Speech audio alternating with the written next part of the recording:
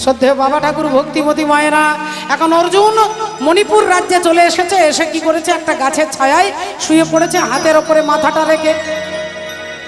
আর এদিকে মণিপুর রাজ্যের রাজা, যার নাম হচ্ছে চিত্রভানু রাজা, সেই চিত্রভানু রাজার কন্যা, একমাত্র মেয়ে, তার নাম হচ্ছে চিত্রাঙ্গদা। আর দেবী চিত্রাঙ্গদা তিনি যাচ্ছেন রাজ্য, একটু বেড়াতে বেরিয়েছেন, আর কি একটু রাজ্য দর্শন করতে বেরিয়েছেন। কিন্তু চিত্রাঙ্গদা দেবীর একটা বিশেষ চারিত্রিক গুণ হচ্ছে যে তিনি হচ্ছেন কন্যা, তিনি একটা মেয়ে, কিন্তু তিনি রাজপুত্রের পোশাক পরতেন। ধুতি পাঞ্জাবি পরেছে, চুলটাকে খোঁপা করে, মাথার ওপর একটা মুকুট দিয়েছে, কোমরে আছে তলোয়ার, পিঠের মধ্যে আছে ধনুর্বাণ, আর ঘোড়ার পিঠে চেপে তিনি রাজ্য দর্শন করতে চিত্রাঙ্গদা দেবী বেরিয়েছেন। রাজ্য ঘুরতে ঘুরতে ঘুরতে এমন সময় সেই জায়গায় গিয়ে দাঁড়িয়ে গেছে যেখানে অর্জুন গাছের ছায়ায় ঘুমিয়ে আছে। গাছের তলায় অর্জুন ঘুমিয়ে গেছে। চিত্রাঙ্গদা দেবীর ঘোড়াটা গিয়ে দাঁড়িয়ে গেছে। চিত্রাঙ্গদা দেখছেন এক অজানা কোনো মানুষ এই গাছের তলায় শুয়ে আছে। চিত্রাঙ্গদা চিৎকার করে উঠলেন, এই যে কে আপনি? কে? এই যে উঠুন উঠুন উঠুন, একটু উঠুন, আমি এদিক দিয়ে যাব। অর্জুন সেই শব্দটা শুনে ঘুম ভেঙে গেছে, তাকিয়ে দেখছে এক রাজপুত্র, কি সুন্দর দেখতে, অপূর্ব সুন্দর এক রাজপুত্র। আর সেই রাজপুত্রকে দেখে অর্জুনের ভাল লাগলো, বাহ খুব সুন্দর ছেলেটা দেখতে, তো দেখলেই যেন প্রাণটা জুড়িয়ে যায়। কি বলছো তুমি? চিত্রাঙ্গদা বললেন, এখান থেকে উঠুন, সরুন, রাস্তা ছাড়ুন। অর্জুন বললেন, দেখুন আমি যদি রাস্তায় শুয়ে থাকতাম আমি অবশ্যই উঠে যেতাম, কিন্তু আমি তো রাস্তায় শুয়ে নেই, রাস্তার পাশে শুয়ে আছি। আপনি আমার পাশ দিয়ে পেরিয়ে যান, আর নইলে আমাকে ডিঙে, আমাকে লাফিয়ে দিয়ে চলে যান। এবার ভক্তিমতী মায়ের একটা কথা মনে রাখুন মা, কোনো পশু পাখি, কুকুর, বেড়াল আপনার শুয়ে আছে, আপনি কিন্তু তাকে লাফিয়ে গেলে আপনার পুণ্য ক্ষয় হয়ে যাবে। যদি আপনি কাউকে ডিঙে চলে যান, রাস্তায় কুকুর শুয়ে আছে, আপনি লাফ দিয়ে চলে গেলেন, আপনার পুণ্য ক্ষয় হয়ে যাবে। ছাগল শুয়ে আছে রাস্তায়, আপনি লাফ দিয়ে চলে গেলেন, ডিঙে চলে গেলেন, আপনার পুণ্য ক্ষয় হয়ে যাবে। আর যদি কোনো মানুষ রেগে গিয়ে কাউকে লাথি মারে, তাহলে একটা লাথি মারলে তার সারা জীবনে যত পুণ্য সব শেষ হয়ে যাবে, সব পুণ্য শেষ হয়ে যাবে। রাধে রাধে। আপনারা দেখেছেন ত্রেতা যুগে বীর হনুমান, ভীমের অহংকারটাকে চূর্ণ করবার জন্য বৃদ্ধ হনুমান। ত্রেতা যুগের হনুমান দাপর যুগে এসেছে, আর হনুমান তো চিরঞ্জীবী, তাই ভীমের অহংকারকে চূর্ণ করবার জন্য ভীম রাস্তা দিয়ে আসছে, আর হনুমান রাস্তায় শুয়ে আছে, লেজটা এপার থেকে ওপারে চলে গেছে। এখন ভীম এসে দেখছে একটা বুড়ো বাঁদর শুয়ে আছে, তার লেজটা এপার থেকে ওপারে, তা ভাবলেন ডিঙে তো যেতে পারবো না, পুণ্য ক্ষয় হয়ে যাবে, তাহলে লাফ দিয়ে যাব না। তাই বললেন, এই যে আপনার লেজটাকে সরান, লেজটাকে সরান, আমি ভীম, আমি রাস্তা দিয়ে যাচ্ছি। হনুমান বললেন, বাবা আমি তো বুড়ো হয়ে গেছি, এতটাই দুর্বল যে আমি নিজের লেজটাকেও সরাতে পারছি না, লেজটা সরাতে পারছি না, তুমি বাবা একটু আমার লেজটাকে সরিয়ে দাও। ভীম বললেন, ঠিক আছে ঠিক আছে ঠিক আছে, আমার গায়ে 10,000 হাতির ক্ষমতা, 10,000 হাতির ক্ষমতা, এই লেজটাকে সরাতে গেলে একটা হাতের দরকার নেই, দুটো আঙুল দিয়ে ধরে সরিয়ে দেবো। এবার দুটো আঙুল দিয়ে ধরে তুলবার চেষ্টা,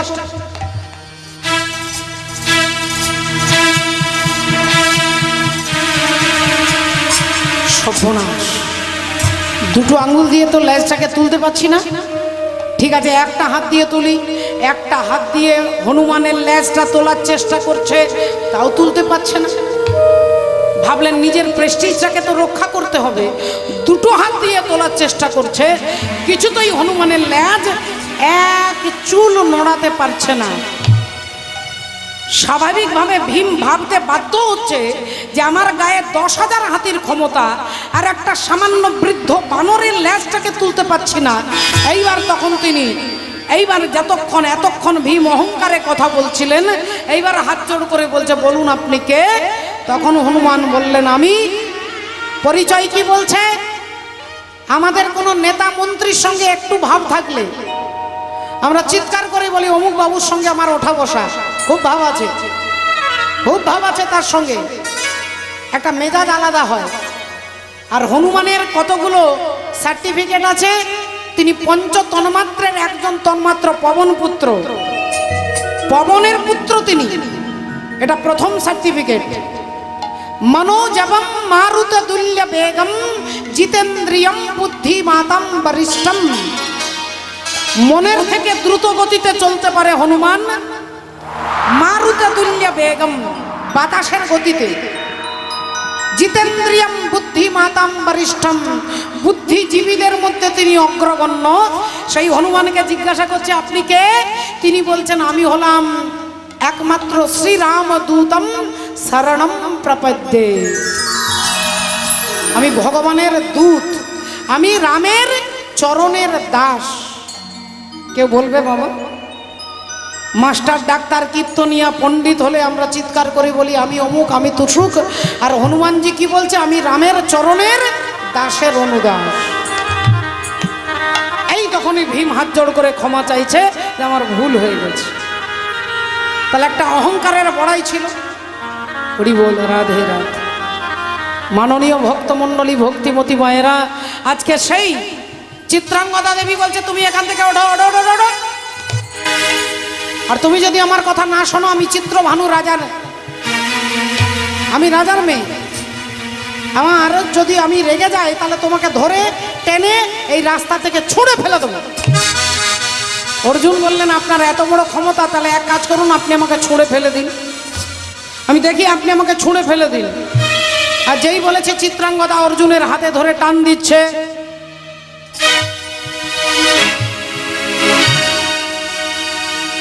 অর্জুনের হাতে ধরে টানছে, অর্জুনকে এক চুল নোড়াতে পারছে না। এবার অর্জুন কি করেছে, উল্টো দিক থেকে চিত্রাঙ্গদাকে টান দিয়েছে। সে তো জানছে রাজপুত্র, রাজপুত্র ভেবে টান দিয়েছে, আর চিত্রাঙ্গদা গিয়ে অর্জুনের পায়ে আছাড় খেয়ে পড়েছে। অর্জুনের পায়ে আছাড় খেয়ে পড়েছে, মাথার মুকুটটা খুলে গেছে, মাথার মুকুট খুলে পড়ে গেছে, চুল খুলে গেছে, এক পিঠ লম্বা লম্বা ভর্তি চুল, টানা টানা চোখ, অপূর্ব সুন্দর দেখতে। অর্জুন চমকে গেলেন, এ কি হলো? বধূ কোন আলো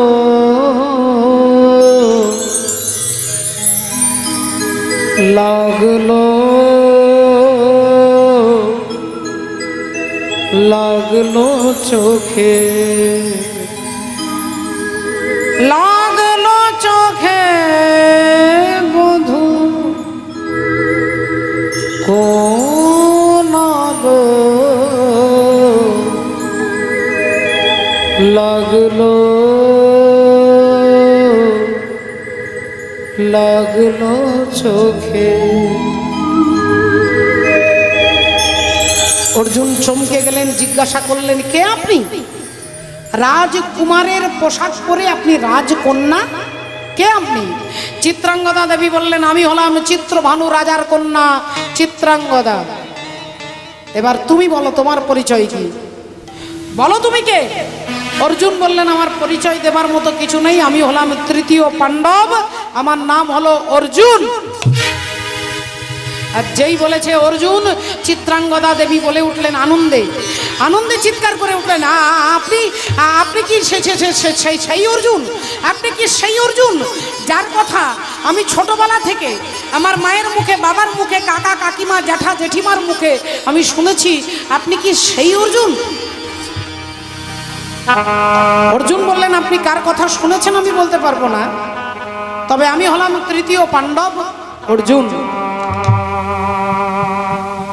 বললেন আমি ছোটবেলা থেকে আপনার গল্প শুনতে শুনতে বড় হয়েছি, আর আমি মনে মনে একটা প্রতিজ্ঞা করেছি আমি তোমাকে ছাড়া কাউকে বিয়ে করব না, তোমাকে ছাড়া আর কাউকে বিবাহ করব না, তাই আপনি আমাকে গ্রহণ করুন। আমার একটাই প্রতিজ্ঞা, আমি অর্জুন ছাড়া কাউকে বিয়ে করব না, তাই আপনি আমাকে গ্রহণ করুন। যেই বলেছে অর্জুন, অমনি গান্ধর্ব মতে চিত্রাঙ্গদা দেবীর সঙ্গে বিবাহ হয়ে গেল, বিয়ে হয়ে গেল। রাধে রাধে। ভক্তমণ্ডলী, ভক্তিমতী মায়েরা, এখন লক্ষ্য করে দেখুন আজকে ঘটনা কি ঘটলো। অর্জুন তো গান্ধর্ব মতে বিবাহ করলেন চিত্রাঙ্গদা দেবীকে। 11 বছর পেরিয়ে গেছে, কয়েকটা মাস পেরিয়ে গেছে, আর বাকি আছে কয়েকটা মাস বিবাহের। এভাবে কয়েকটা মাস পেরিয়ে গেল, আর বাকি আছে কয়েকদিন। 12 বছর পূর্ণ হতে আমি চলে যাব। আজকে রাত্রিবেলায় চিত্রাঙ্গদার কাছে আমি বিদায় নেব। চিত্রাঙ্গদার কাছে আজকে বিদায় নেব, কারণ 12 বছর হতে আর মাত্র কয়েকটা দিন বাকি আছে। রাস্তা হাঁটতে হাঁটতে পৌঁছাতে পৌঁছাতে 12 বছর হয়ে যাবে। তাই অপেক্ষা করছে অর্জুন আজকে চিত্রাঙ্গদার কাছে বিদায় নেবে। আর চিত্রাঙ্গদা দেবী ছুটে আসছে অর্জুনকে একটা আনন্দের সংবাদ শোনাবে যে তিনি মা হতে চলেছেন। তিনি মা হতে চলেছেন, তার গর্ভের সন্তান। এই আনন্দের খবরটা দেওয়ার জন্য চিত্রাঙ্গদা আসছে। আর অর্জুন এসে তার হাত দুটো ধরেছে। হাত দুটো ধরে বলে উঠলেন, চিত্রাঙ্গদা, তুমি আমাকে কেমন ভালোবাসো? তুমি আমাকে কেমন ভালোবাসো? চিত্রাঙ্গদা দেবী বললেন, আমি আমার প্রাণের থেকে আপনাকে বেশি ভালোবাসি। বললেন, তাহলে আমি তোমার কাছে যা চাইবো আজকে তুমি তাই দেবে? চিত্রাঙ্গদা দেবী বললেন, হ্যাঁ দেব। বলুন আপনি কি চান? অর্জুন বললেন, এমনি এমনি বলবো না, আগে তোমার মাথার সিঁদুরে হাত দিয়ে প্রতিজ্ঞা করে বলতে হবে। সিঁদুরে হাত দিয়ে প্রতিজ্ঞা করে বলতে হবে আমি যা চাইবো তাই দেবে। দেবী চিত্রাঙ্গদা এক মুহূর্ত চিন্তা ভাবনা না করে মাথার সিঁদুরে হাত দিয়ে প্রতিজ্ঞা করে বললেন, ও গো স্বামী গো,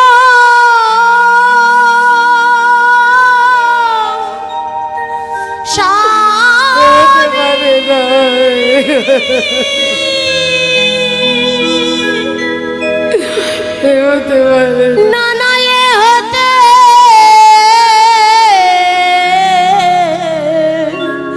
পারে না, এ হতে পারে না। আপনি আমাকে ছেড়ে চলে যাবে, আমাকে ছেড়ে চলে যাবে। এ হতে পারে না, এ হতে পারে না। অর্জুন বললেন, চিত্রাঙ্গদা,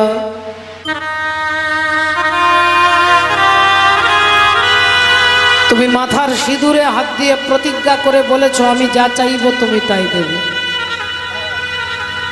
এখন কথা দিয়ে যদি কথা রাখতে না পারো তাহলে তোমাকে বিধবা হতে হবে। তোমাকে বিধবা হতে হবে।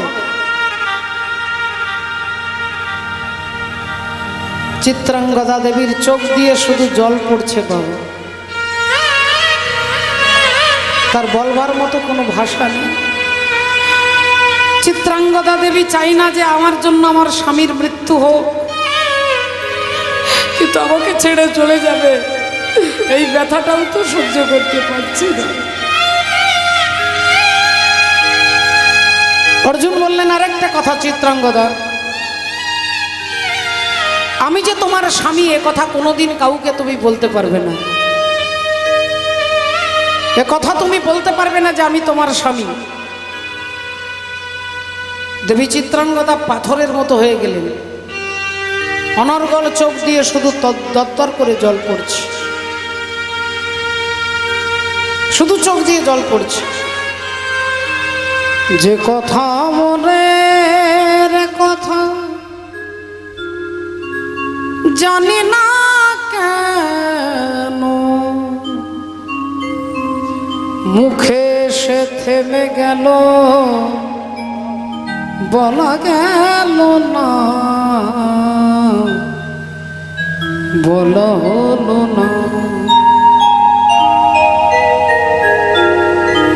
বর্ষার মেঘ হয়ে আসে ধীরে ধীরে, বিজুলির মতো হয়ে যায় বুক চিরে, ফিরবা পথ পাওয়া যাবে না ফিরবার পথ আর পাওয়া যাবে না। দেখতে দেখতে নিশি প্রভাত হয়ে গেল। অর্জুন হাঁটতে হাঁটতে চলে যাচ্ছেন। দেবী চিত্রাঙ্গদা তার পায়ের দিকে তাকিয়ে আছে। অর্জুন হাঁটতে হাঁটতে ধীরে ধীরে মণিপুর রাজ্য ত্যাগ করবার জন্য প্রস্থান করলেন।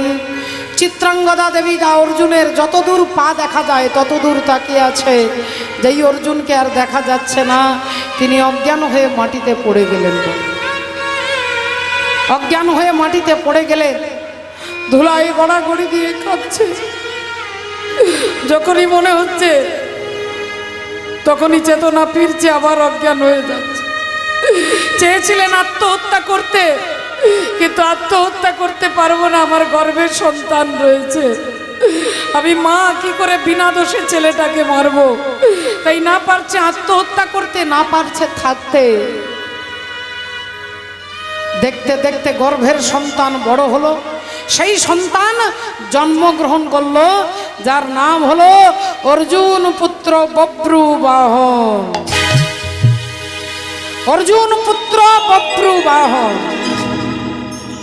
সেই বব্রুবাহন জন্মের পরে কয়েকটা বছর, দেখতে দেখতে 2-4 বছর বয়স। আর বন্ধুদের বাবা আছে, বন্ধুরা বন্ধুদের বাবাদের কোলে চেপে থাকে। কৌতূহল হলো, মায়ের কাছে এসে জিজ্ঞাসা করে, মা আমার বাবা কোথায়? কিন্তু মা তো বলতে পারবে না, তিনি প্রতিজ্ঞাবদ্ধ, তিনি বলতে পারবে না। বলো না মা, আমার বন্ধু শ্যামল, আমার বন্ধু কমল, তাদের 2টো হাত আছে, আমারও 2টো হাত, তাদের 2টো পা, আমারও 2টো পা, তাদের একটা মাথা, আমারও একটা মাথা। তাহলে মা তাদের বাবা আছে, আমার কেন বাবা নেই? মা ও মা, আমার কেন বাবা নেই? বলো না, বলো না। মা কি বলবে বাবা? মা ছেলের হাতে একটা নাড়ু দেয়, ছেলেকে কখনো আকাশের চাঁদ দেখিয়ে ভুলিয়ে দেয়, ছেলে ভুলে যায়। আরেকটু বড় হলো, এবার জিজ্ঞাসা করে বাবা কোথায়? মা কি বলবে? মা চুমু খেয়ে বুকে জড়িয়ে অন্য কথা বলে কথাটা ঘুরিয়ে দেয়। কিন্তু সেই বব্রুবাহন যখন বড় হয়েছে, আর তো নাড়ু হাতে দিলে ভুলবে না, আর চাঁদ দেখালেও ভুলবে না। জিজ্ঞাসা করে, মা বলো, বলো আমার বাবা কোথায়? প্রতিদিন একটাই প্রশ্নের উত্তর দিতে না পেরে অভিমানে দুঃখে মা চিত্রাঙ্গদা বলে উঠলেন, বাবা কোথায়, বাবা কোথায়, বাবা কোথায়? প্রতিদিন আমাকে জিজ্ঞাসা করিস, তোর বাবার কথা যদি জানতে হয় আমাকে নয়, ঠাকুর ঘরে চলে যা, ওই গিরিধারী গোপালকে গিয়ে জিজ্ঞাসা কর তোর বাবাকে। ওই গিরিধারী গোপাল বলতে পারবে তোর বাবাকে। যা। বব্রুবাহনের কি আনন্দ, কি আনন্দ! তুমি এতদিন আমাকে বলনি কেন মা? গিরিধারী যদি আমার বাবাকে জানে, আমি কথা দিচ্ছি মা, আজ থেকে তোমাকে জিজ্ঞাসা করব না, আর আজ থেকে আমি আমার বাবাকে খুঁজবো না।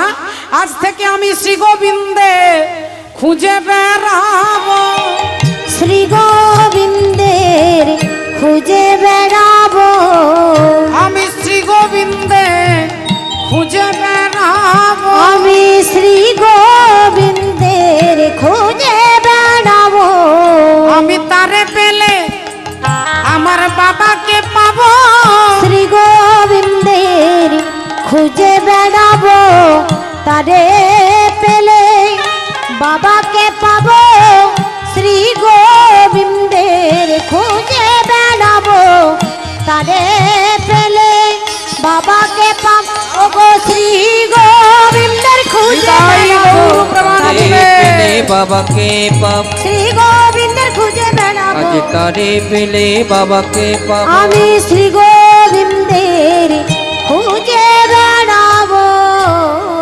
আজ থেকে আমি ভগবানকে খুঁজবো, তাহলে আমি জগৎ পিতাকে খুঁজে পেলে আমি আমার জন্মদাতা পিতাকে খুঁজে পাবো। এই বব্রুবাহন আর মাকে জিজ্ঞাসা করে না। সেই বব্রুবাহন বড় হলো, মণিপুর রাজ্যের সিংহাসনে বসলেন। রাজা হলো মণিপুর রাজ্যের রাজা বব্রুবাহন। আর সেই বব্রুবাহন ধার্মিক রাজা, বিচক্ষণ রাজা, সদা সর্বদা ভগবানের গুণকীর্তন, ধর্মকে আশ্রয় করেই চলে। আর সেই রাজার রাজ্যের ওপর দিয়ে যুধিষ্ঠির অশ্বমেধ যজ্ঞের ঘোড়াটা যাচ্ছিল, আর আজকে সেই বব্রুবাহন সেই ঘোড়াটাকে ধরেছে। বল, বব্রুবাহন সেই ঘোড়াটাকে ধরেছে। এবার ধরে দেখতে পেলেন কপালে লেখা আছে যে যিনি সতীর পুত্র হবে তিনি ঘোড়াটাকে ধরবে, আর অসতীর পুত্র হলে ঘোড়াটাকে ধরে ছেড়ে দেবে। সতীর পুত্র হলে ধরবে, অসতীর পুত্র হলে ছেড়ে দেবে। এখন কপালের উপর পাতাতে লেখা আছে ঘোড়াটাকে ধরে তো আর ছাড়া যাবে না, কারণ আমার মা তো অসতী নয়। এই বব্রুবাহন ঘোড়াটাকে ধরে মায়ের কাছে নিয়ে আসছে। মা, দেবী চিত্রাঙ্গদা বেরিয়েছে। কি রে, কি হয়েছে বাবা, আমায় ডাকছেন কেন, কি হয়েছে? ছেলে বললেন এই দেখো মা, অশ্বমেধ যজ্ঞের ঘোড়া ধরেছি মা, অশ্বমেধ যজ্ঞের ঘোড়া ধরেছি। বলো না মা, ঠিক করেছি তো? মা বললেন খুব ভালো করেছিস বাবা, তুই আমার বীর পুত্র, তুই আমার বীর পুত্র, তাই ঘোড়াটাকে ধরেছিস। আয় বাবা, আরে হ্যাঁ রে, তা অশ্বমেধ যজ্ঞের ঘোড়া যে ধরেছিস, যজ্ঞটা করছে কে? যজ্ঞটা কে করছে? বললেন দাঁড়াও মা, ওই ঘোড়াটার গলায় একটা তামার পাতা আছে, আর তামার পাতাতে যারা যজ্ঞ করছে তাদের নাম লেখা আছে। দেখতো বাবা কি যজ্ঞ করছে, দেখতো। তামার পাতাটা হাতে নিয়ে বব্রুবাহন প্রথমেই উচ্চারণ করছে যে লেখা আছে ধর্মপুত্র যুধিষ্ঠির, তারপরে দ্বিতীয় পাণ্ডব ভীম, তারপরে লেখা আছে তৃতীয় পাণ্ডব অর্জুন। যেই বলেছে অর্জুন, চিত্রাঙ্গদা দেবী চমকে উঠেছে, থমকে গেছে। যেই চমকে উঠেছে এইবার চিৎকার করে বলছে তুই ছেড়ে দে বাবা, ওই ঘোড়াটাকে ছেড়ে দে, ছেড়ে দে বাবা, ছেড়ে দে, ওই ঘোড়াটাকে তুই ছেড়ে দে বাবা, তুই ছেড়ে দে। ছেলে বলল কেন, এক্ষুনি তুমি বললে আমি তোমার বীর পুত্র, আবার এক্ষুনি বলছো ঘোড়াটাকে ছেড়ে দিতে। মা চিত্রাঙ্গদা বলছেন ওরে, তোর বাবা আমাকে ছেড়ে চলে গেছে, আমি তোর মুখ দেখে বেঁচে আছি, তোর ওপর ভরসা করে বসে আছি বাবা, তুইও যদি চলে যাস তাহলে আমি কাকে নিয়ে বেঁচে থাকবো? ছেড়ে দে বাবা, ছেড়ে দে। সব কিছু নিয়ে গেলে যা দিয়েছিলে, আনন্দ হাসি গান সব তুমি নিলে। যাবার বেলায় শুধু নিজেরই অজান্তে স্মৃতিটাই গেলে তুমি ফেলে, তুমি চলে গেলে আমার বলা কিছু ছিল না গো, আমার বলা কিছু ছিল না। চেয়ে দেখলাম তুমি চলে গেলে, তুমি চলে গেলে, চেয়ে দেখলাম আমার বলা। ছেড়ে দে বাবা, এই ঘোড়াটাকে ছেড়ে দে, ছেড়ে দে। মা, মাগো জননী, ও মা, ঘোড়াটাকে ধরবো না ছাড়বো সেটা পরের কথা, আগে তুমি আমাকে বলো মা, আগে তুমি আমায় উত্তর দাও। আমি যুধিষ্ঠির নাম বললাম তুমি চুপ করে শুনলে, আমি ভীমের নাম বললাম তুমি চুপ করে দাঁড়িয়ে শুনলে, আমি অর্জুনের নাম বলতেই তুমি কেঁপে উঠলে কেন, আমি অর্জুনের নাম বলতেই তুমি চমকে উঠলে কেন, তুমি থমকে দাঁড়িয়ে গেলে কেন? সত্যি করে বলো মা জননী, অর্জুনের সঙ্গে তোমার কি পরিচয়? বলো মা, বলো বলো, অর্জুনের সঙ্গে তোমার কি পরিচয়? আজ তোমাকে বলতে হবে, তোমাকে বলতে হবে মা, বলো বলো অর্জুনকে। বলো, নইলে তোমার পায়ে মাথা ঠুকে আমি আত্মহত্যা করব। তোমাকে উত্তর দিতে হবে অর্জুনের সঙ্গে তোমার কি পরিচয় বলো। অমনি মা চিত্রাঙ্গদা বলে উঠলেন, ওরে বাপ বব্রু, আমি তোর বাবার কথা বলতে পারবো না বাবা, বলতে পারবো।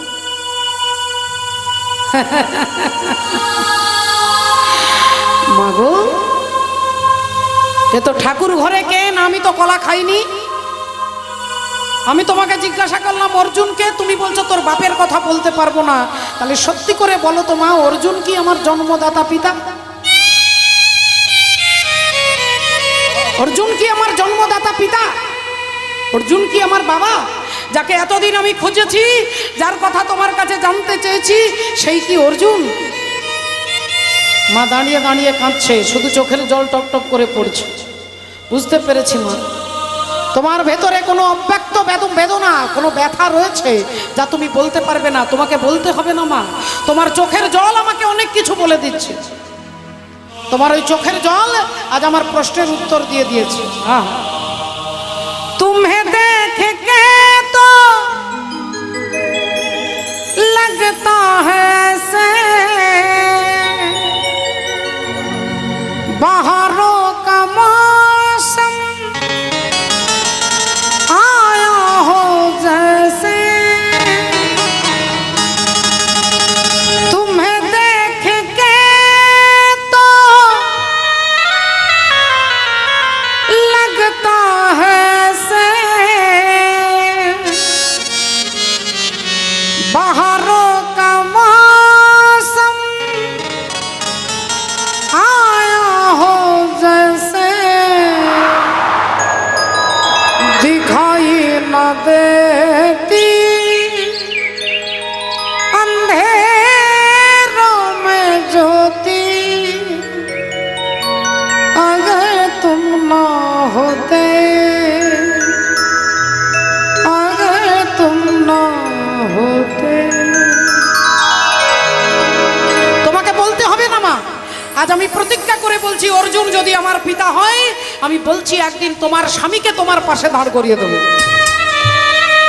তোমার স্বামীকে তোমার পাশে দাঁড় করিয়ে দেবো, আমি কথা দিচ্ছি। এই বলে বব্রু বাহন ছুটতে ছুটতে যাচ্ছে, আর এদিকে ভগবান অর্জুনকে বলছেন, অর্জুন, তোমার দাদা যুধিষ্ঠির অশ্বমেধ যজ্ঞের ঘোড়া মণিপুর রাজ্যের রাজা ধরেছে। তো চলো, মণিপুর রাজ্যের রাজার সঙ্গে তোমাকে যুদ্ধ করতে হবে, কারণ এটাই তো নিয়ম। ঘোড়াটা যে ধরবে তার সঙ্গে যুদ্ধ করতে হবে। যুদ্ধ করার মূল উদ্দেশ্য নয়, মূল উদ্দেশ্যটা অর্জুনের অহংকারটাকে চূর্ণ করবে। তাই ভগবান নিয়ে আসছে, অর্জুন চলো, অর্জুন চলো চলো মণিপুরে, অর্জুন চলো চলো মণিপুরে, চলো চলো মণিপুরে, অর্জুন চলো চলো মণিপুরে, চলো চলো মণিপুরে। হ্যাঁ, বলি অশ্বমেধ যজ্ঞের ঘোড়া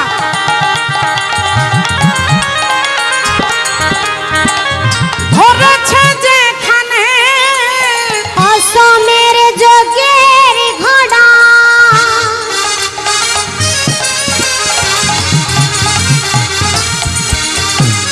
ধরেছে যেখানে, অসমে যোগের ঘোড়া ধরেছে যেখানে, বলি চলো চলো আমার সনে গো, অর্জুন চলো চলো মণিপুরে, চলো চলো মণিপুরে, অর্জুন চলো চলো মণিপুরে, চলো চলো মণিপুরে। একটা ঠিকানা আছে, ঠিকানায় যেতে হবে মণিপুর রাজ্যে। এখানে যেমন মা তারা চাউল ভান্ডার, চন্দন গোল্ড রাইস, সোনু ভাই ব্র্যান্ড। এখানে ভাই বাপ্পাকে আমি বাপ্পা বলেই জানি, আপনারা সকলে চেনেন। আপনাদের সকলের এলাকার প্রাণের ছেলে, প্রাণের ভাই, প্রাণের দাদা। অনেক স্নেহ, অনেক ভালোবাসায় আপনারা তাকে ভালোবাসা দিয়েছেন, তার প্রমাণ তিনি ভাই প্রতি বছর পাচ্ছে। আপনাদের উপস্থিতি তার হৃদয়কে আনন্দিত করে।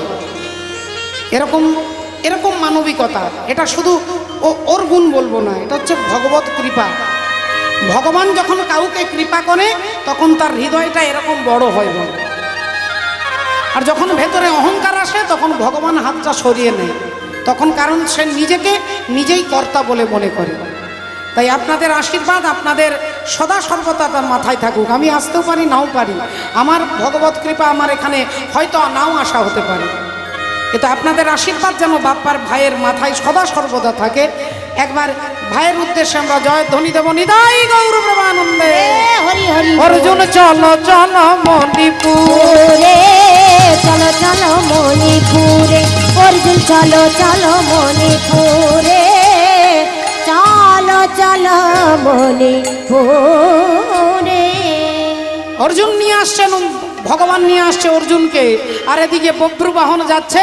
পিতা পিতা পিতা বলি ছুটিতে লাগিল, পিতা পিতা পিতা বলি পিতা গো, পিতা গো,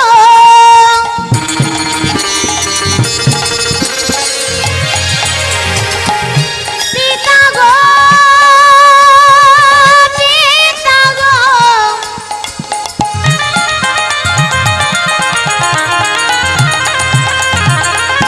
পিতা।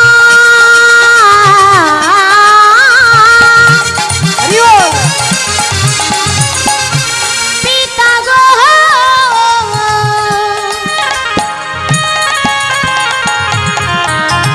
হে পিতা পিতা পিতা বলি ছুটিতে লাগিল, পিতা পিতা পিতা বলি ছুটিতে লাগিল, আরে অর্জুনের সম্মুখেতে আসিয়া দাঁড়ালো, অর্জুনের সম্মুখেতে আসিয়া দাঁড়ালো, অর্জুনের সম্মুখেতে আসিয়া দাঁড়ালো।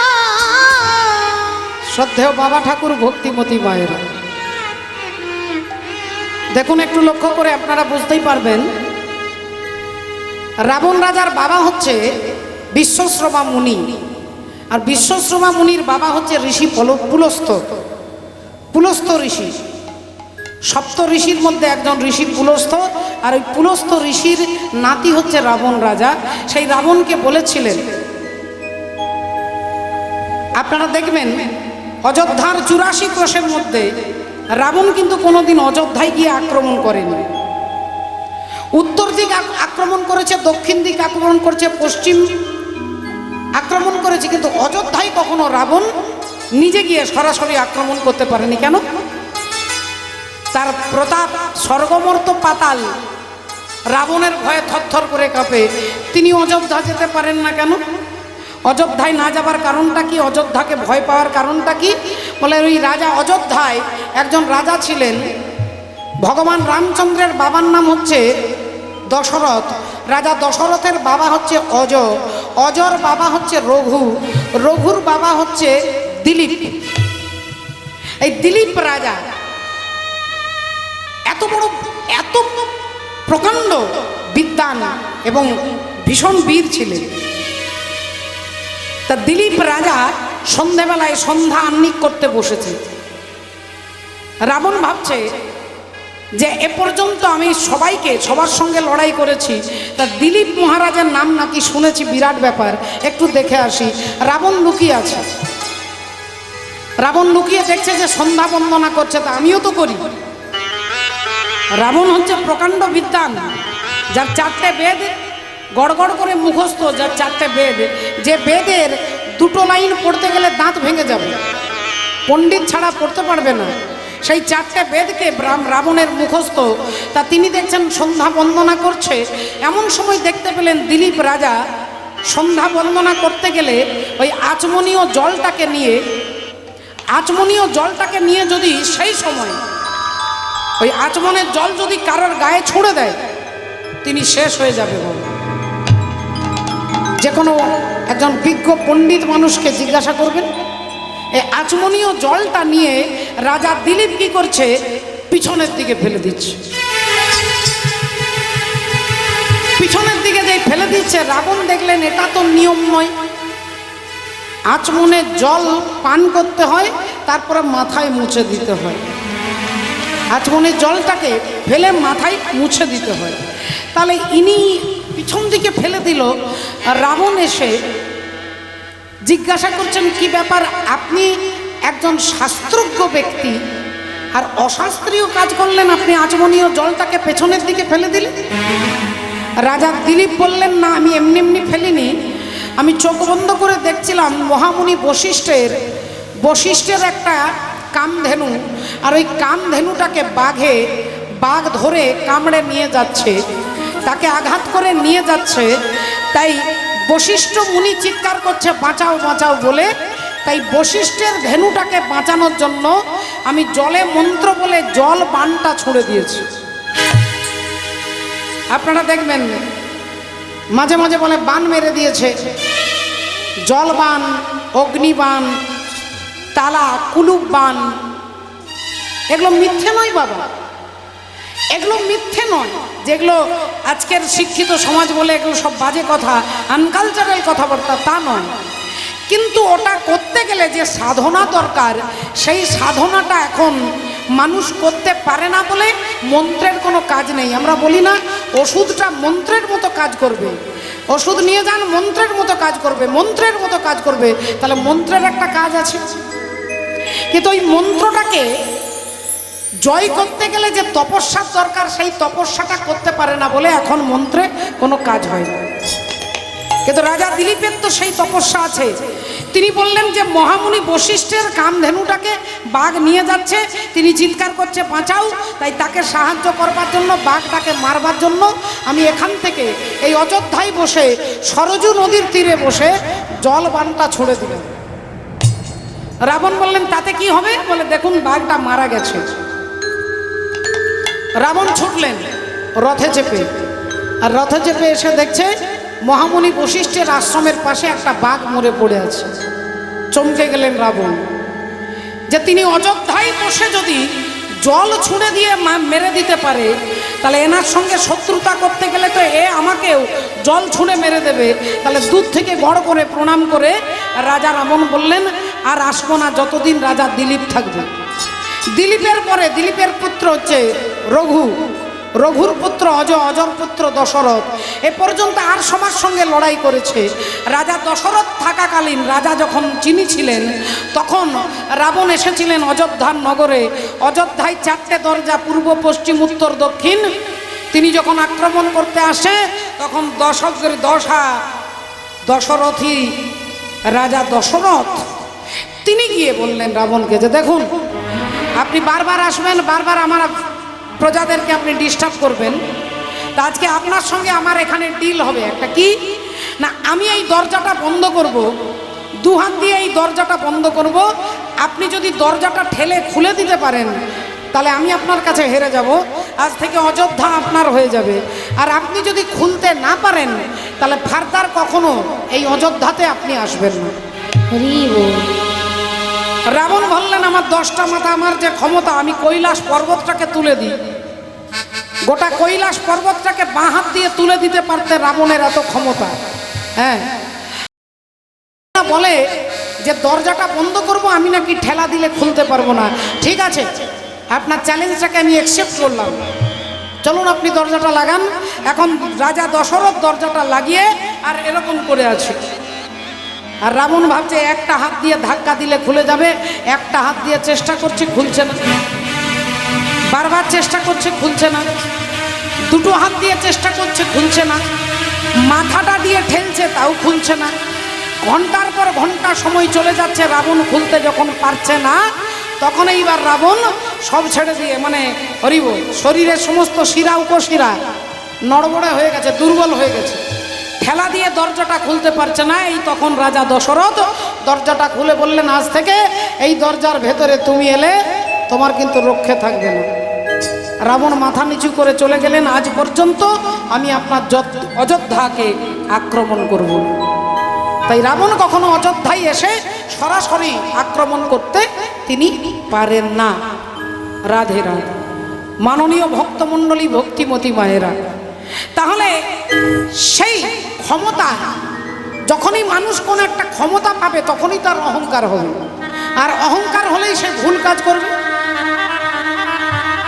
চোখ বন্ধ করে ভেবে দেখুন গোটা দেশে, গোটা রাজ্যে, গোটা জায়গায় ক্ষমতার অপব্যবহার হচ্ছে কিনা। এই ক্ষমতাটা পেয়ে গেছে বলে অহংকার, আর ওই অহংকারে তিনি ভুলে যাচ্ছে। আমি একটু আগে বলেছিলাম অহংকার যখনই হবে আপনার সদ্বুদ্ধিটাকে আগে ইন্দ্রিয়, দশিন্দ্রিয় দশানন হরণ করবে। তাহলে অহংকারকে যখনই মনে হচ্ছে আপনার, যদি কেউ আপনাকে বলছে তুমি গান ভালো করো, এই তখনই মনে মনে জানতে হবে যে গোবিন্দ আমাকে কৃপা করে করাচ্ছে। তুমি রান্না ভালো করো, তখনই ভাবতে হবে যে প্রভু আমাকে কৃপা করেছে। আপনার প্রশংসার বিষয়টাকে যখনই ভগবানকে দিয়ে দেবেন, এই তখনই অহংকার আপনার থেকে দূরে সরে যাবে। রাধে রাধে, দূরে সরে যাবে। হরি বল, হরে কৃষ্ণ। ও তারে বেদ পুরাণে ঋষিগণে, ও দেখো ভব নদী বলেছে, ডায়মন্ড হারবার থানার নিচে যে নদী আছে।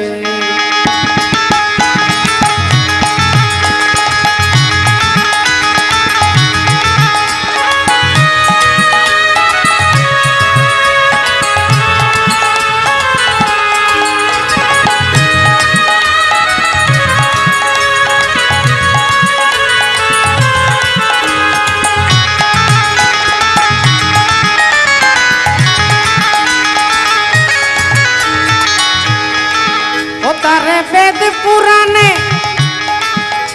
তারে বেদ পুরাণে ঋষিগণে, তারে বেদ পুরাণে ঋষিগণে, ও দেখো ভব নদী বলেছে, ডায়মন্ড হারবার থানার নিচে যে নদী আছে, ডায়মন্ড হারবার থানার নিচে যে নদী আছে।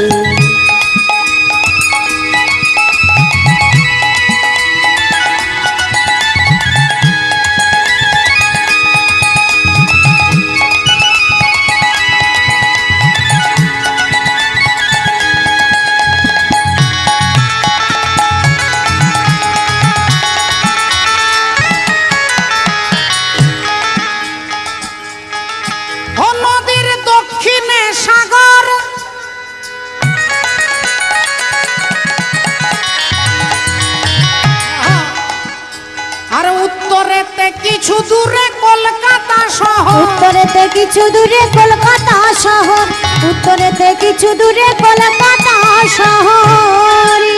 ওগো পশ্চিমেতে মেদিনীপুর, ওগো পশ্চিমেতে মেদিনীপুর, দেখো পশ্চিমেতে মেদিনীপুর। কি বলছে? ও দেখো কে বা কোথায় দেখেছে, ডায়মন্ড হারবার থানার নিচে যে নদী আছে, ডায়মন্ড হারবার থানার নিচে যে নদী আছে। তাহলে ডায়মন্ড হারবার আছে 24 পরগনায়। 24 পরগনাতে ডায়মন্ড হারবার আছে। আপনারা অনেকে গেছেন, অনেকে জানেন। ওই 24 পরগনাটা কি না, এই দেহটাই 24টা তত্ত্ব দিয়ে তৈরি। সদা বলো তত্ত্ব তত্ত্ব, কত তত্ত্ব শোনো। 24 তত্ত্বেতে হয় দেহেরও গঠন। পঞ্চভূত ক্ষিতি অব তেজ মরুদ বোম, ষড়রিপু লোভ মোহ মাৎসর্য ক্রোধ কাম। দশিন্দ্রিয় মতে তারা হয়তো পৃথক, জ্ঞানেন্দ্রিয় কর্মেন্দ্রিয় আদি এইসব।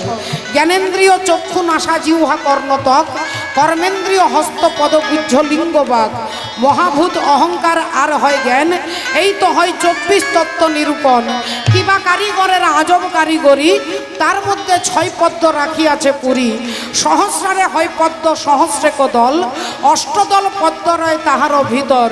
তার মধ্যে নারী আছে 3.5 কোটি, 72,000 নারী তাতে আছে আটি। 72,000 নারীর মধ্যে 700 প্রধান যে হয়, আর 700 নারীর মধ্যে 124 নারী তাতে শ্রেষ্ঠ হয়। 124 নারীর মধ্যে 32 নারী শ্রেষ্ঠ। বিশ্বভরি আর নাম হয়েছে উল্লেখ্য। সেই 32 নারীর মধ্যে আছে নারী 3, ইড়া পিঙ্গলা সুষুম্না প্রবীণ। বাম ভাগে ইড়া, দক্ষিণে পিঙ্গলা, মধ্যখানে সুষুম্না, চক্রভেদ রহিলা। এই দেহতত্ত্ব যেই জন জানে, নরলোকে তুচ্ছ তারে দেবলোকে মানে।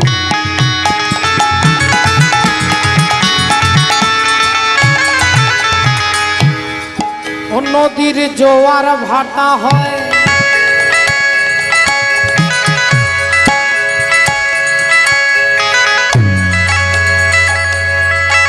নদীর জোয়ার ভাটা হয়,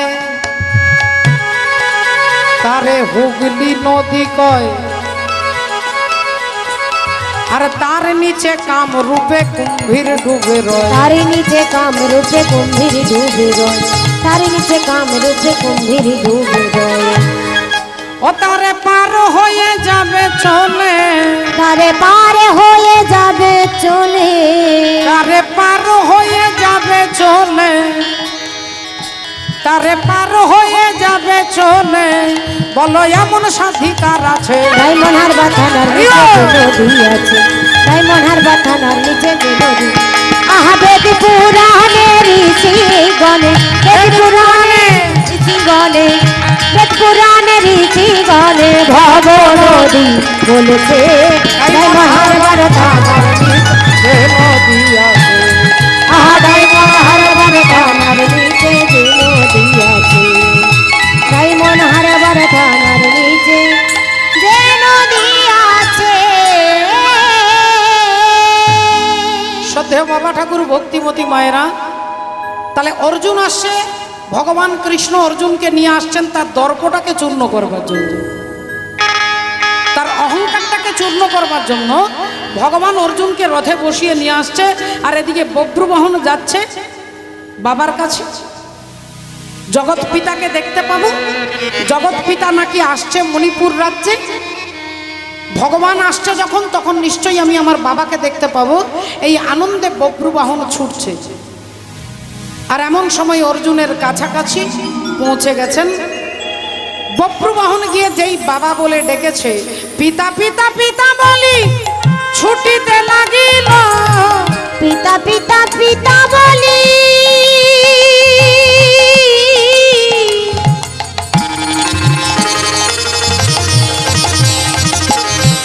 ও গো পিতা গো, পিতা গো,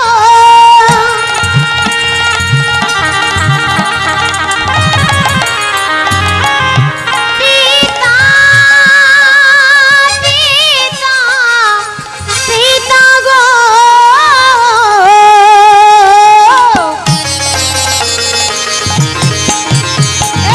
এ পিতা পিতা পিতা বলি ছুটিতে লাগিল, পিতা পিতা পিতা বলি ছুটিতে লাগিল, অর্জুনের সম্মুখেতে আসিয়া দাঁড়ালো, অর্জুনের সম্মুখেতে আসিয়া দাঁড়ালো, অর্জুনের সম্মুখেতে আসিয়া দাঁড়ালো। আর যেই অর্জুনের কাছে এসে বব্রুবাহন বলে উঠলেন, বাবা বাবা গো, এতদিন তোমাকে আমি খুঁজেছি, তোমাকে আমি খুঁজেছি। অর্জুন দেখলেন একটা সুন্দর বালক, কি সুন্দর দেখতে ছেলেটা, আমাকে বাবা বলে ডাকছে। বাবা ডাক শুনে আমার হৃদয়টা আনন্দে উদ্বেলিত হয়ে উঠছে। কি ভালো লাগছে ওর মুখ থেকে বাবা ডাকটা শুনতে। তাই অর্জুনের ইচ্ছে হচ্ছে একবার ছেলেটাকে বুকে জড়িয়ে ধরি। আর যেই অর্জুনের হাত দুটো এগিয়ে যাচ্ছে এরকম ধরবার জন্য, অন্তর্যামী গোবিন্দ ভাবলেন যে এক্ষুনি তো পিতা পুত্রের মিলন করিয়ে দিলে হবে না, দর্পটাকে চূর্ণ করতে হবে। তাই ভগবান বললেন, অর্জুন এ তুমি কি করছো? ও তোমাকে বাবা বলছে আর তুমি তাকে আলিঙ্গন করবার জন্য হাত দুটো এগিয়ে দিচ্ছ। তুমি কি ওকে চেনো? বললেন না। তাহলে তুমি ওকে জড়িয়ে ধরতে যাচ্ছ কেন? অর্জুন বললেন, এই ছেলে, হ্যাঁ হ্যাঁ, যা যা, আমার কাছে আসবি না, যা। বব্রুবাহন বললেন, বাবা তুমি আমাকে তাড়িয়ে দিচ্ছ? আমি রাখবো না বাবা, আমি রাখবো না, কারণ আমি জানি তুমি আমার বাবা আর আমি তোমার ছেলে। তুমি একবার আমাকে বুকে জড়িয়ে ধরো বাবা, একবার আমাকে জড়িয়ে ধরো, একবার মাথায় আশীর্বাদ করে হাতটা বুলিয়ে দাও, আমি তোমার কাছে কিছু চাইব না বাবা। অর্জুন আবার যাচ্ছে তাকে আলিঙ্গন করবার জন্য। ভগবান বললে উঠলেন, অর্জুন আমি তোমাকে কতবার রক্ষা করব বলো তো? তুমি এটা ভুলে যাচ্ছ কেন যে সে তোমার শত্রু?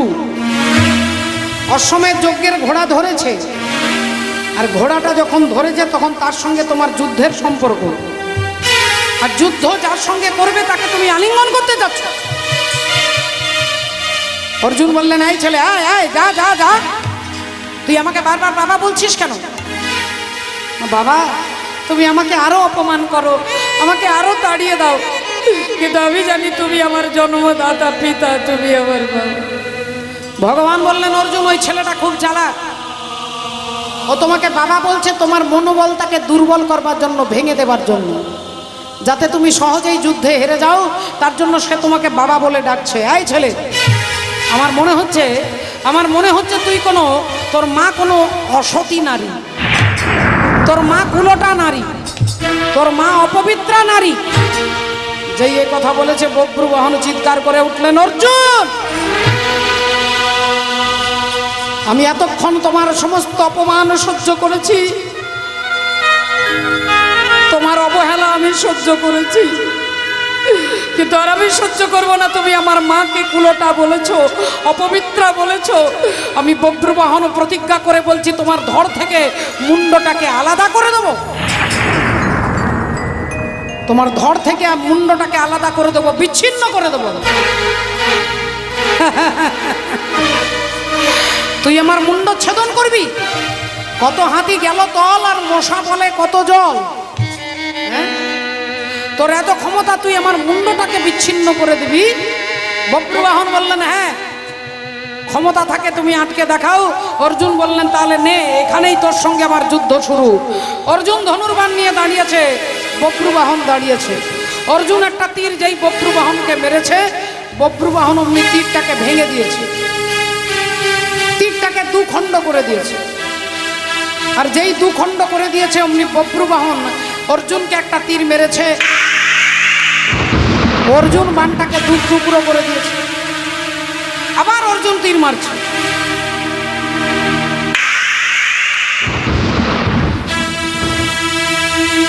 আবার বব্রুবাহন তীরটাকে দু টুকরো করে দিয়েছে। যখন অর্জুন তীর মারছে তখন বব্রুবাহন কেটে দিচ্ছে, আর যখন বব্রুবাহন তীর মারছে তখন অর্জুন কেটে দিচ্ছে। এখন ভক্তিমতী মায়েরা, অর্জুন ভাবছে আমার সঙ্গে আজ পর্যন্ত কেউ পারে না, আমি কুরুক্ষেত্রের যুদ্ধে আমরা জিতেছি, আমার কথা স্বর্গমর্ত পাতাল সবাই আলোচনা করে, আর তুই একটা সামান্য বাচ্চা ছেলে, তুই আমাকে আমার মুন্ডচ্ছেদন করবি? এই যে দেখুন, আমার মুন্ডচ্ছেদন করবি, এই যে অহংকার, এই অহংকারটাই ভগবান সহ্য করতে পারে না, অহংকারটাই সহ্য করতে পারে না। ভগবান শ্রীকৃষ্ণচন্দ্র একদিন গরুরকে ডেকে বলছে, গরুরের অহংকার হয়ে গেছে, গরুরের অহংকার হয়ে গেছে, যে গরুর ভাবছে আমি ভগবানকে পিঠে বসিয়ে যেখানে ভগবান বলে আমি নিয়ে যাই, তাহলে আমি হলাম, আমার কত ক্ষমতা যে আমি পিঠে ভগবানকে বসিয়ে নিয়ে যাই। অন্তর্যামী গোবিন্দ জানতে পারলেন, বললেন, এক কাজ করো গরুর, চলে যাও ওই পর্বতে, আমার ভক্ত হনুমান বসে আছে, তুমি তাকে নিয়ে এসো, তুমি বলবে আমি ডেকেছি, যাও। গরুর উড়তে উড়তে উড়তে উড়তে উড়তে হনুমান যেখানে বসে আছে সেখানে এসে বলছে, যে চলুন। হনুমান বললেন, কি ব্যাপার, চলুন, কোথায় যাব? না, আমার প্রভু কৃষ্ণ তোমাকে ডেকেছে। যেই বলেছে কৃষ্ণ ডেকেছে, বললেন আমি যাব না, চলে যান। আমার প্রভু হচ্ছে রাম, আমার ইষ্ট হচ্ছে রাম।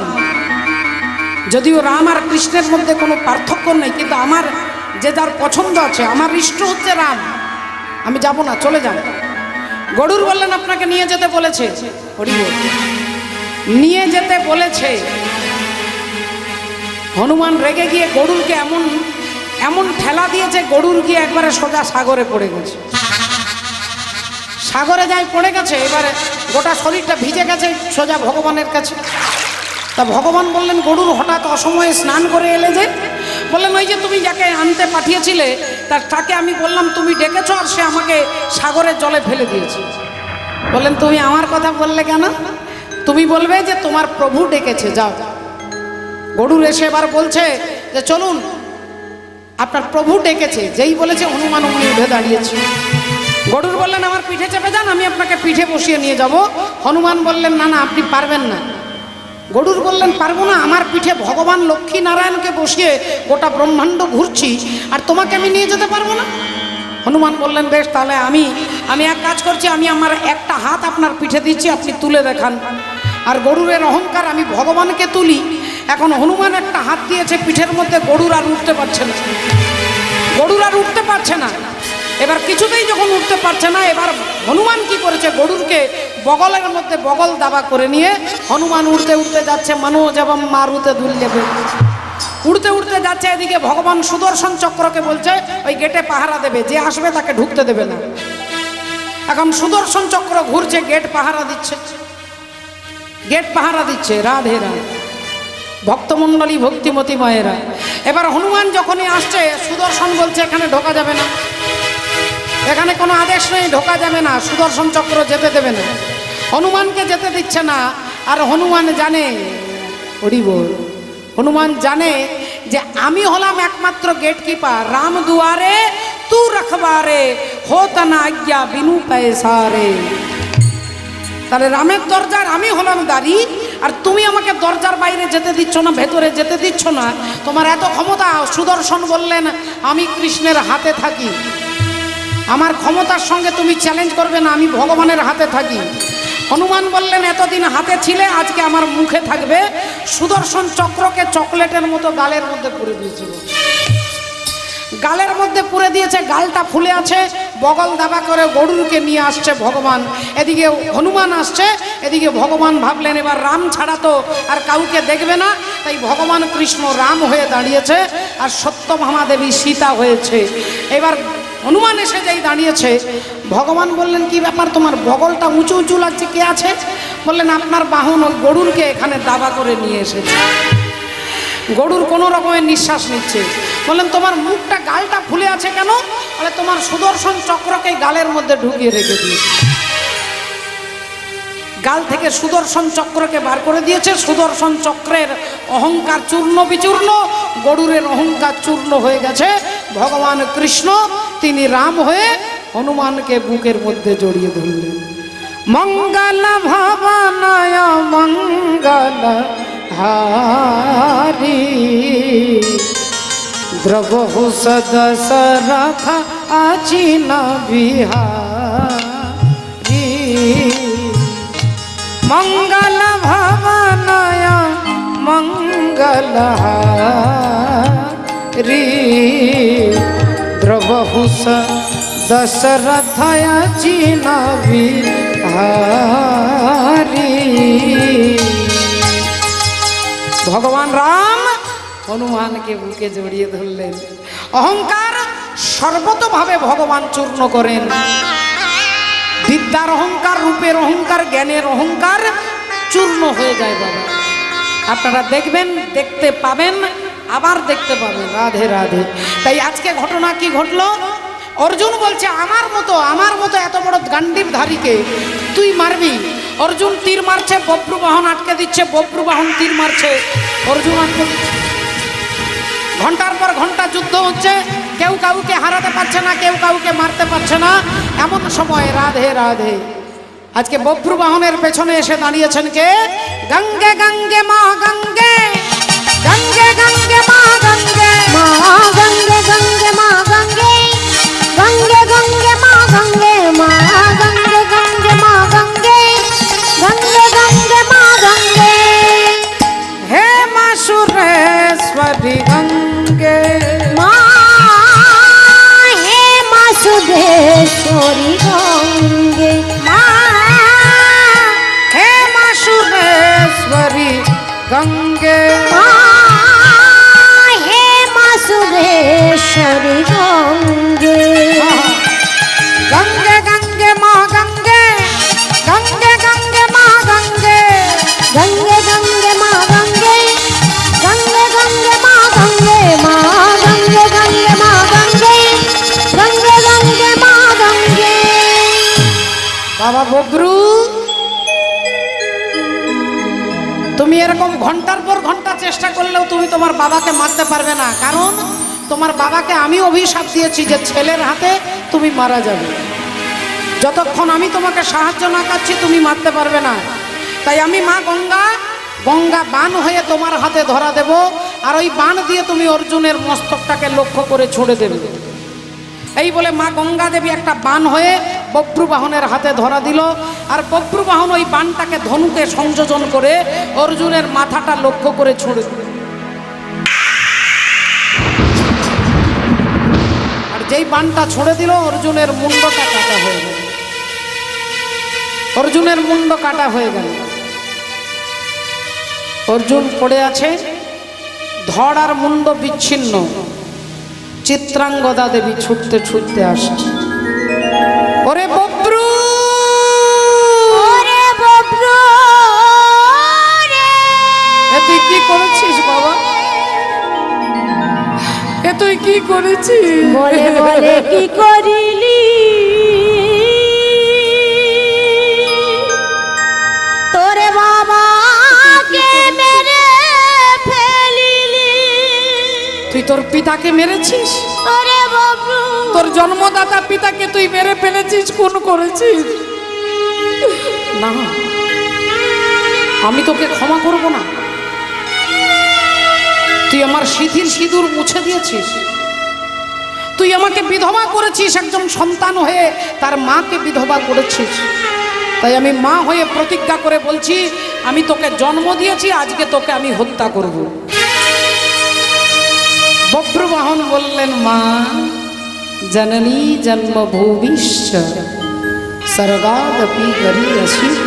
মাগো, ইতিহাস প্রমাণ থাকবে যে একজন সতী নারী তার স্বামীর জন্য তার সন্তানকে হত্যা করবে। আর এই মৃত্যু আমার কাছে মৃত্যু নয়, এ তো আমি অমর হয়ে যাব। সারা জগৎ আমার কথা মনে রাখবে। তুমি আমায় মারো মা, মারো। জগ সে হারা नहीं मैं,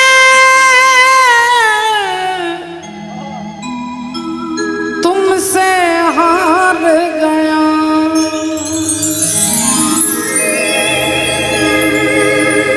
मायरे मायरे, মারো মা, আমাকে মারো, আমাকে।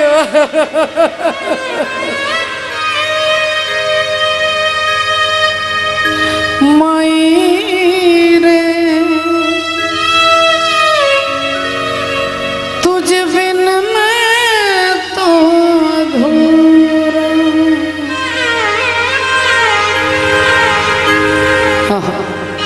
মারো মা, আমাকে মারো। তোমার হাতে মরলে আমি অমর হয়ে যাব, আমার জন্ম সার্থক হবে। তুমি আমায় মারো মা, মারো। চিত্রাঙ্গদা দেবী বললেন, তোর মিষ্টি কথাই আমি ভুলবো না, তোকে আমি মারবো। আর তলোয়ারটা যেই বার করেছে অমনি পরমাত্মা হরি, যুগে যুগে তুমি এলে এ ধরাতে, যুগে যুগে তো আমি এলে এ ধরাতে, যুগে যুগে তুমি এলে এ ধরাতে, যুগে যুগে তুমি এলে এ ধরাতে, অগ রাখিতে ভক্তেরি মা, রাখিতে ভক্তেরি মা।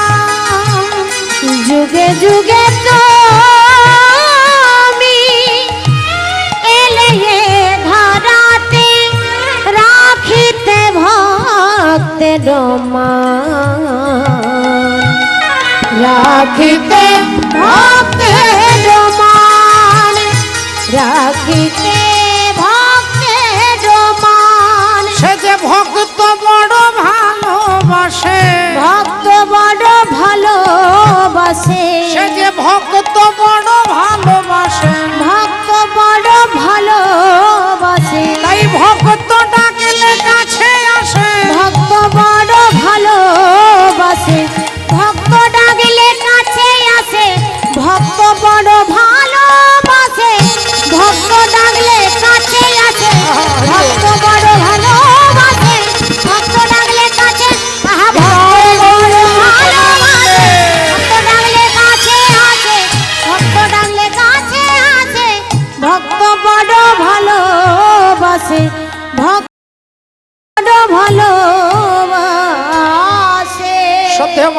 ভক্তিমতী মায়েরা ভগবান বললেন, চিত্রাঙ্গদা, তোমার স্বামী মারা গেছে তার অহংকারের জন্য। গঙ্গা দেবীর দেওয়া অভিশাপ সত্য করবার জন্য আজকে তার মৃত্যু হয়েছে। এর জন্য তোমার ছেলের কোনোরূপ দোষ নেই। তুমি তোমার ছেলেকে হত্যা করো না। তুমি অর্জুনের জন্যই তো তোমার সন্তানকে খুন করতে যাচ্ছ। আমি তোমার সতীত্বের জোরে তোমার স্বামীকে বাঁচিয়ে দেব, তোমার পুত্রকে আমি বাঁচিয়ে দেবো। যাও বব্রুবাহন, পাতালে চলে যাও। পাতালে উলুপি নাগ আছে, উলুপি নাগের মাথার মণিটা নিয়ে এসো, আমি তোমার বাবাকে বাঁচিয়ে দেবো। যাও। বব্রুবাহন আনন্দে বাবাকে বাঁচিয়ে দেবে, আনন্দে ছুটতে ছুটতে যাচ্ছে। ছুটিতে ছুটিতে বব্রু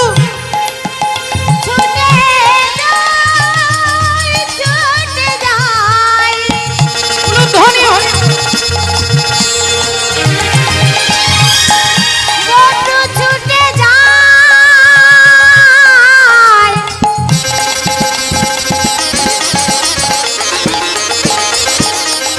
ছুটে যাই,